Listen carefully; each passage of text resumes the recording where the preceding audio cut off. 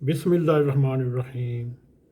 मेरे अज़ीज़ दोस्तों, आप सबको नाग टीवी 4 पर खुश आमदीद। आज हम अपने वालिद मोहतरम काजी बशीर अहमद खोखर ऑफ शोपरा का जिक्र खैर करेंगे।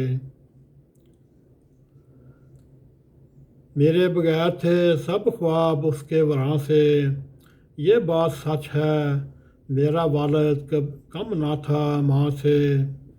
मेरे अज़ीज़ दोस्तों, मुझे इस बात पर फ़ख्र है कि मेरे वालिद गिरामी एक असूल परस्त और एक नज़रिया और सच ही बोलने की बुनियाद थे, और उन्होंने वही कुछ लिखा और बोला जिसे वो सच समझते। अगरचे आप सबको भी अपने वालिदैन से मोहब्बत होगी, मगर मैं अपने वालिद गिरामी का फ़ख्र हैं,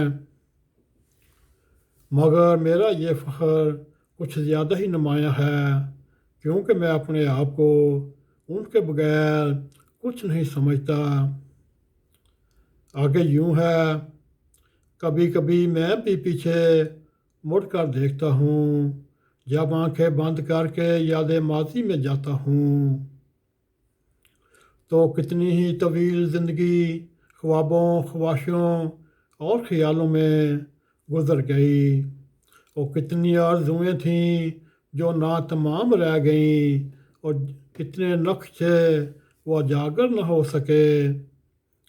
मेरे अज़ीज़ दोस्तों, कितने लफ्ज़ अनकहे रह गए, और कैसे कैसे लम्हों में हाथों से फिसल गया, और यूं कितने दिन बेकार गुजर गया, और कितनी सोच बेसबब डूब गया।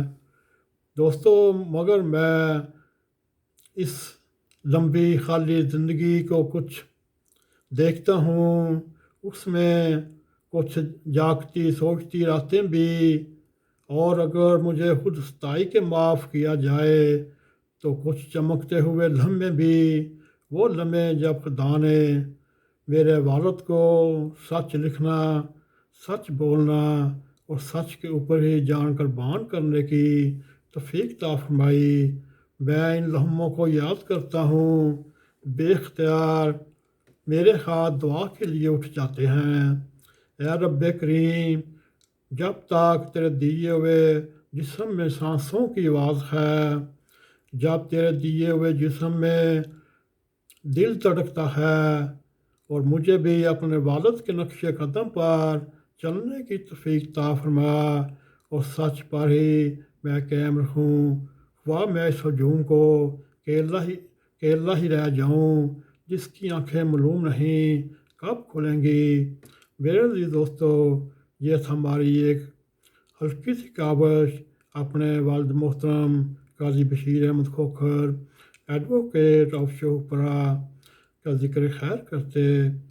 मेरी भी आपसे दुआ की दरख्वास्त है, मेरे वालिदैन के लिए भी मग़फ़िरत, बख्शिश और दर्जात बुलंदी की दुआ फरमाएँ। अल्लाह ताला उन्हें मकाम महमूद अता फरमाए, आमीन। इसी के साथ हम आपसे इजाज़त लेते हैं। अस्सलामु अलैकुम व रहमतुल्लाहि व बरकातुहू।